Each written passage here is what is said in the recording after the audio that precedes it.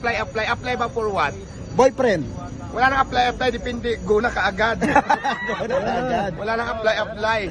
Ayun. Let's play the game kaagad. Just ko naman, apply pa, hindi ka na mag-apply ng trabaho. Wala nang requirements. Ano na kaagad, game na kaagad. Ano ang pangarap mo sa bawat Pilipino? Ayan, umasinso din. Ayan, lahat tayo para masaya, di ba? Ano pa, wala nang tanong? Nakukulangan ako. Kung na-secure ako sa... Maraming personalidad na bumisita sa inyo.